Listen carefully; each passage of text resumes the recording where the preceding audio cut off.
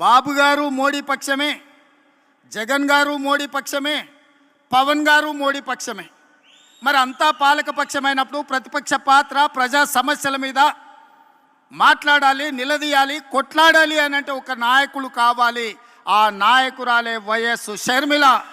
ఈ ఆంధ్రప్రదేశ్ రాష్ట్రానికి ఈరోజు ఈ రాష్ట్ర రాజకీయాల గురించి నేను ఎక్కువ మాట్లాడాను, కానీ ఒక్క మాట అయితే చెప్పదలుచుకున్నా. ఈ రాష్ట్రంలో బీజేపీ అధికారంలో ఉంది. బీజేపీ అంటే బాబు, జగన్, పవన్. ఈ రాష్ట్రంలో ప్రతిపక్షం లేదు. ఈ రాష్ట్రంలో ఉన్నది మొత్తం పాలక పక్షమే. బాబు గారు మోడీ పక్షమే, జగన్ గారు మోడీ పక్షమే, పవన్ గారు మోడీ పక్షమే.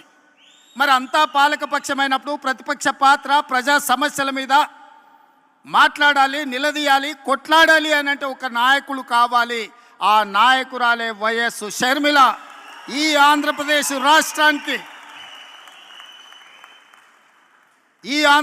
రాష్ట్రానికి ప్రజల పక్షాన, బడుగు బలైన దళిత గిరిజన మైనారిటీ మహిళల పక్షాన నిలబడి కొట్లాడేది, నిలబడి మాట్లాడేది, ఢిల్లీతో నిలబడి కలబడేది వైఎస్ షర్మిల. షర్మిల గారి నాయకత్వంలో మీరు పనిచేయండి. తప్పకుండా 2029లో రాజశేఖర రెడ్డి గారు ఏ విధంగా అయితే 1984లో ప్రస్తావన మొదలుపెట్టి 2004లో 20 సంవత్సరాలు కొట్లాడి ఆనాడు ఉమ్మడి ఆంధ్రప్రదేశ్కు ముఖ్యమంత్రి అయిందో, 2009లో ఈ ప్రస్థానం మొదలుపెట్టి 2029లో ఆంధ్రప్రదేశ్ రాష్ట్రానికి వైఎస్ షర్మిల ముఖ్యమంత్రి అవుతుంది.